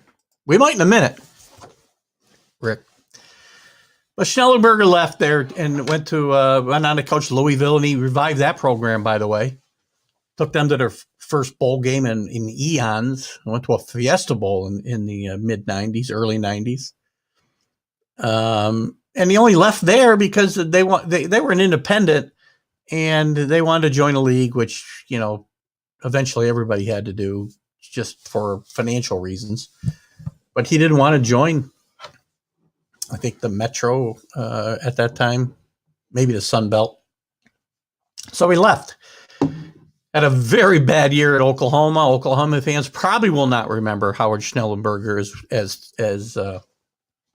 as I do, because he lasted 1 year, went 5-5-1 maybe, and was out of there. But he goes to Florida Atlantic, takes a 1AA team, turns them into a 1A team, and gets them to a bowl game, basically from scratch. Anyway, one of the most underrated figures in college coaching history. Without Howard Schnellenberger, Miami Hurricane football history could look a whole lot different. Better looking than his brothers. I lost something. I think I probably missed something here. Anyway. So, maybe that was for me. Haven't seen your sister.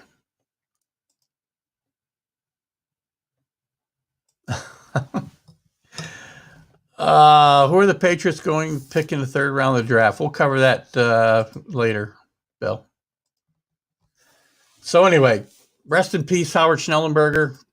You were a huge part of college football history. Back to the NFL. A couple of big trades. Patriots are going to come up here just as part of this conversation only because they have to. The Dolphins traded the third pick in the draft to the San Francisco 49ers. They moved back to 12. They have got a plethora of I had the shot up here and I lost it. I wish I could find it. But 49ers trade up to 3. Certainly signals that they're going for a quarterback. All signs point to Trey Lance or Justin Fields. It looks like the Jets have settled on Zach Wilson. The 49ers, of course, are saying they're keeping Jimmy Garoppolo and not moving him. Be very surprised if that happens. Very surprised. Very surprised. They're going to say they're holding on to him because that's what you have to do. You have to continue the ruse that he is going to be your quarterback, or they're going to keep him, and whoever they draft will sit and learn behind Jimmy. But otherwise, they diminish their trade value. But I'd be shocked if Jimmy G doesn't get moved. And there is a team in the West that is very high on the list of wanting to be on that team. So.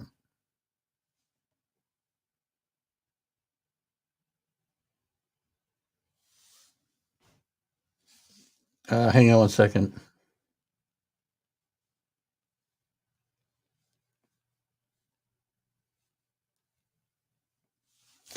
I had to get Mac back about our Zodiac problems. Hey, Mac, if you're there, by the way, we're not on Zodiac unless you tell me different. I got an error message that I couldn't correct. So Jimmy G could have been a Super Bowl MVP 2 years ago. Yes, he could have. He's likely going to be on the trade block, and the Patriots are going to be very heavy after him. So this trade has major impact on a lot of teams. By the way, the Dolphins moved back up to number 6. So they could probably still get whatever wide receiver there is that they want. or maybe Pitts, tight end from Florida, who you can take all the quarterbacks you want here. And there's some really good quarterbacks available. Trevor Lawrence, I've said for a long while, is a generational type player at his position.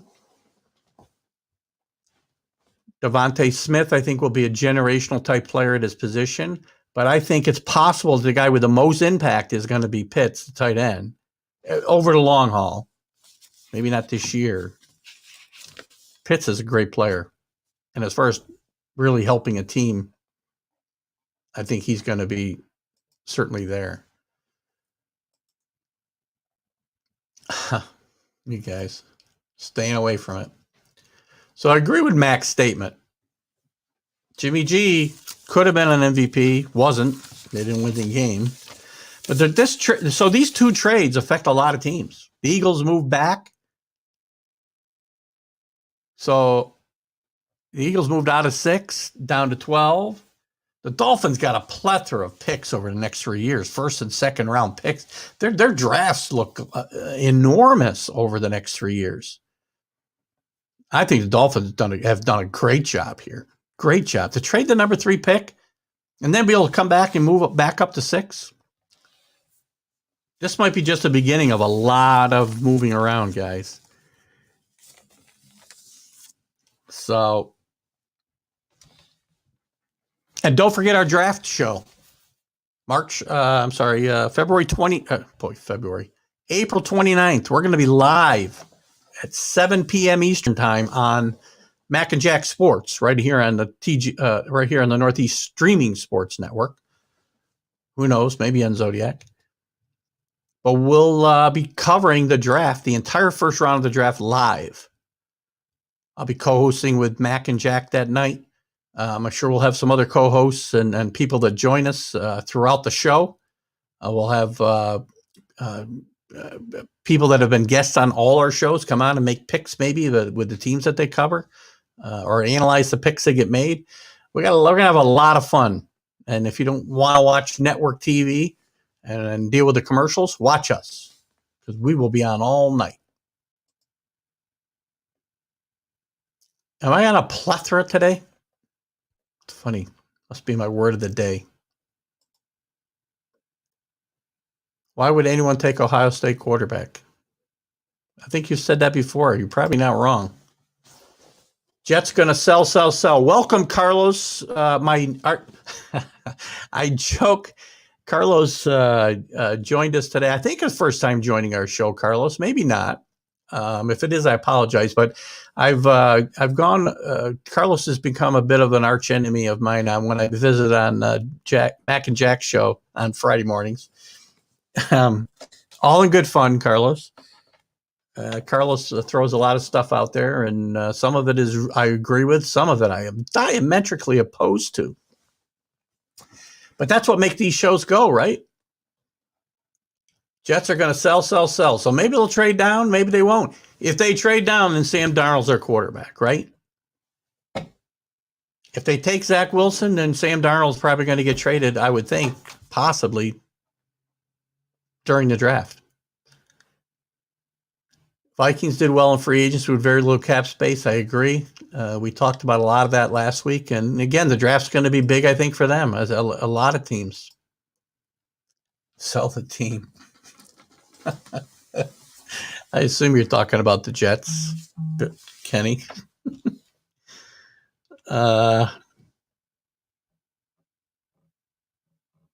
Yep. Oh, Mac, if you're still listening. Yes, I know I got Larry on and I can't get on. I have no idea what the problem is. Maybe it's too many feeds. Don't know if it's interrupting with what gets sent over there or not. We'll talk about it after. Gonna have to find a way to test it off air. Billy says Pulver stays. Billy says Pulver stays. Donald is going to get a great knee. Not sure. Billy says Darnold stays. Oh, I'm guessing Kenny's talking about Darnold. He's going to be a great quarterback somewhere. I still think myself. Where'd Carlos go here? They pick Zach, trade him to the Panthers, Niners, Bears, or Broncos. Wow. Okay. They all need quarterbacks. And I'm sure they'd all like him.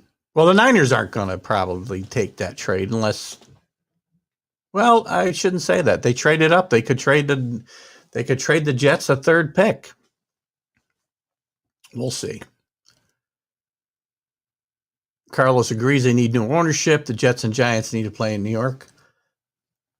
That's not going to happen because they got a gazillion-dollar facility they just built not that many years ago.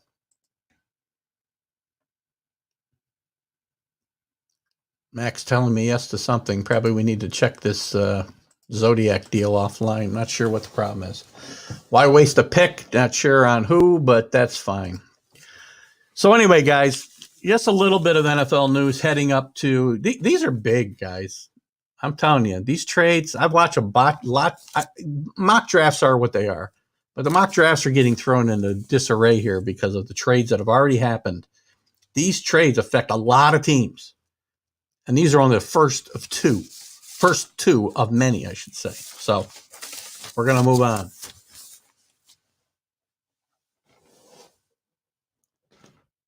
And I didn't even have to get into it with Billy at all today. How about that? Let's jump into the NBA a little bit. They had the trade deadline the other day. Knicks stayed pat. Knicks win last night, by the way. Big win against the Bucks. The Bucks are a bit undermanned, so as the Knicks are. But a nice win. But Mitchell Robinson gets hurt again with a fractured foot, so he's likely out even longer than he was the last time.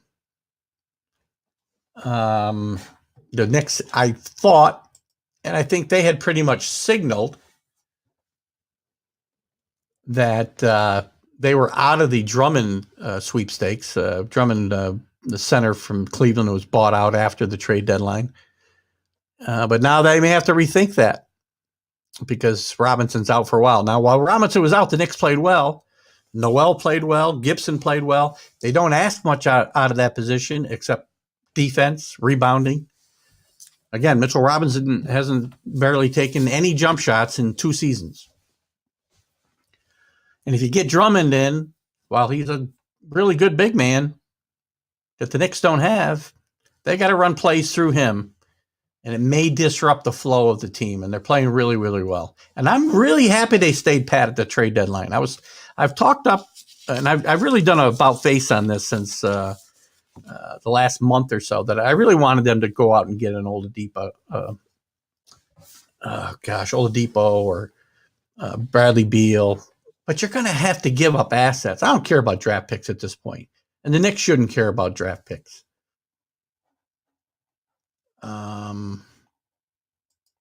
No Drummond. Well, it depends. I agree. I don't want Drummond, Carlos, but the Mitchell Robinson injury might impact what they do there. I don't know. I think it causes problems. It might cause chemistry issues if they bring him in. That's my biggest problem. Celtics with a big win over the Bucks as well. Knickers are shorts. Knickers. I'm in my shorts. I said that on Mac and Jack. They need to stay off the market in jersey sales. I agree. You know, I like what's going on with the Knicks these days. I like the way the guys are growing. I talked on Mac and Jack the other day about how R.J. Barrett has come along, and Jack is that Thibodeau didn't like Barrett, but I think Thibodeau likes Barrett. I think he likes what he's done with his game. He's a plus defender. He goes to the basket.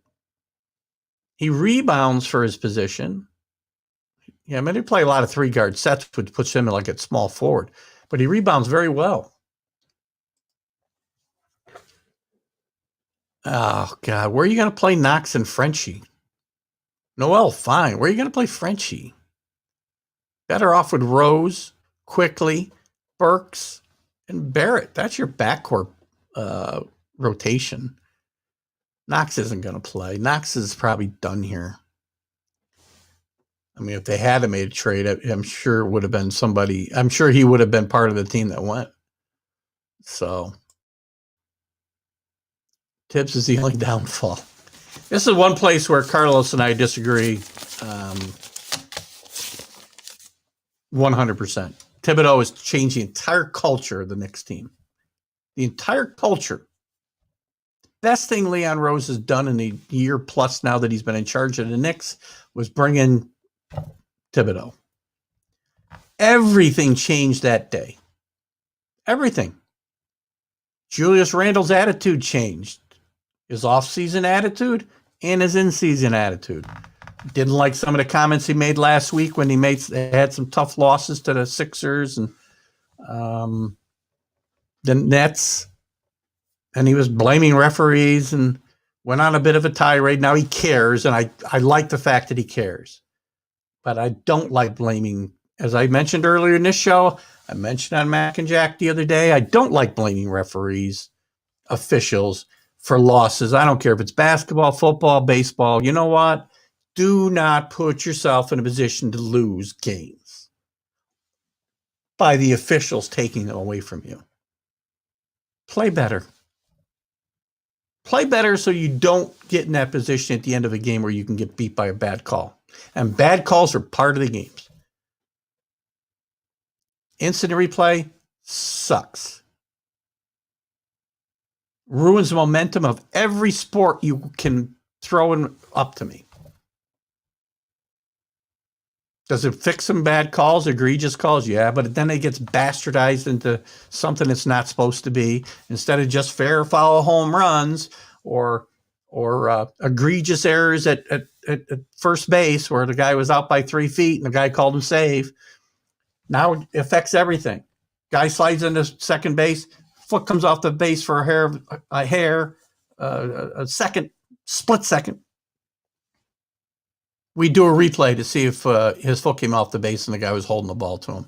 Not what the rules meant for. That's why it needs to go away. It would never go away. It's even worse in football. Two Blast has favorites, riding Randall too much, brought in for Rose. And brought in Rose. Rose for what? Have you seen what Rose Carlos has contributed to his team? When he's played, now he hasn't played in 2 weeks, so we don't know what's up with that. He's been a tremendous influence on Barrett. And quickly.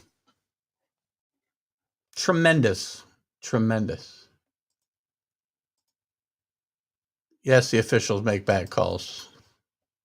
Burks is now the heart and soul, and you have Randall taking last-minute shots.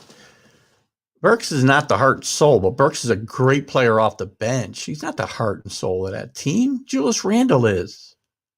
Barrett will be. Burks is a great role player off the bench.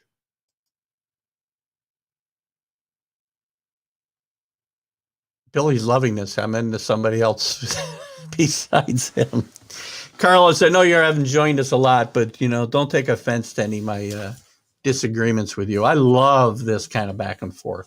I think you do too. I think that's why you get into it on the Mac and Jack show.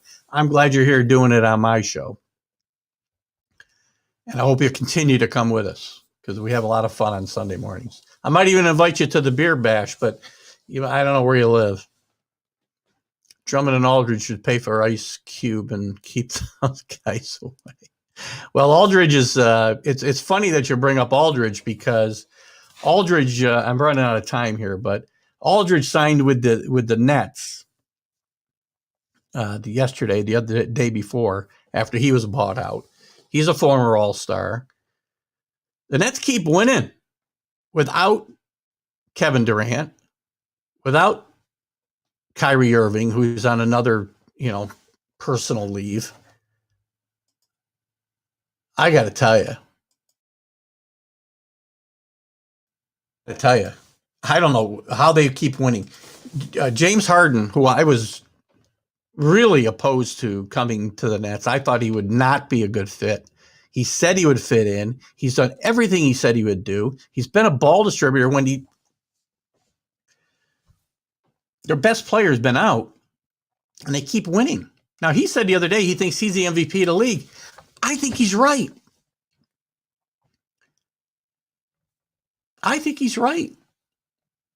That'll probably get something from Carlos. I'm not sure. And Nets bench is better than half the NBA teams. I agree. And it's funny. And maybe because Durant's been out and Irving's been out so much, bringing in these guys like Griffin and Aldridge and all these other guys who also want the ball, it hasn't been such a big deal. When they're healthy, 100% healthy, maybe it becomes a problem, or maybe it makes them much better.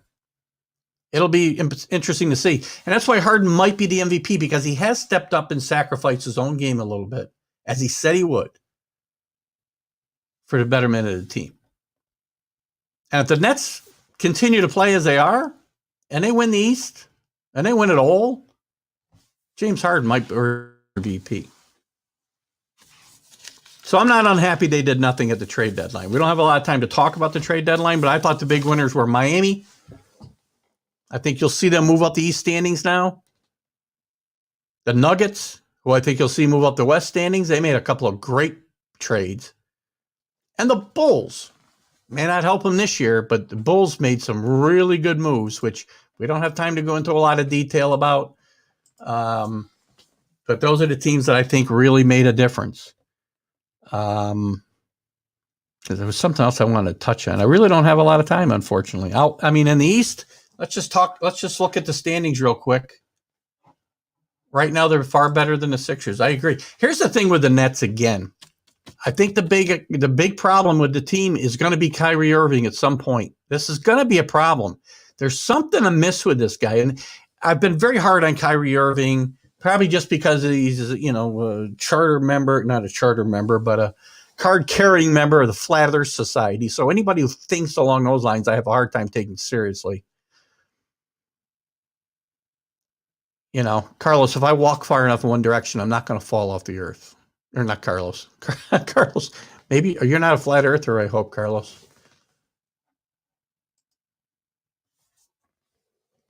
Yeah. A good point. Anyway, see you later, Billy. Thanks for coming as always. So listen, as far as Irving goes, I hope there's nothing seriously wrong with him. I've been very difficult on him because of this whole flat earth thing. And his decision to take off 5 days when he wasn't happy with what was going on in Washington. Well, you know what? You still have a job to do. There's a lot of things happen in the world I'm not happy about, and I go to work every day. See ya, Kenny. Have a great day.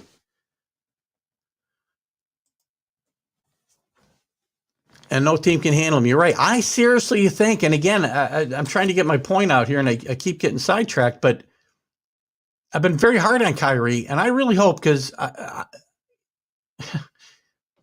I think there's something wrong with Kyrie Irving mentally, and I don't want to make that seem trivial. But he's a problem on his team, and he needs some kind of help. You can't just keep taking personal leave every time you think you need a few days off. I'll get to the NCAA Wrestling Championships next week, Kenny. Anyway, guys, we don't have much more time. We're going to wrap it up here. I appreciate you coming. The NBA got a little short thrift again today, but we'll talk more about it. I know Carlos likes the NBA, so we'll talk more about it. I promise you we will. Don't forget, coming up on... Where's my... I can't find it. Damn it. Don't worry about it. Wednesday night, don't forget our Final Four show, 7 o'clock Eastern time, live. Next week, I've got, on Friday, Kevin Kernan from Ball 9. We'll be talking about the MLB season. And next Sunday, hopefully, we'll have our Major League preview show right here for 2 hours. Keep track of that Final Four. Hope your bracket's not totally busted. Thanks for joining me, guys. Thanks for supporting the show. Thanks for giving me your back and forth on Sundays. This is what I love to do. I have a lot of fun with this format we're doing. Hopefully it plays well for you. Thanks for everybody for joining me. Have a great weekend. Keith Engel, TGI Sports Talk, right here on Northeast Streaming Sports.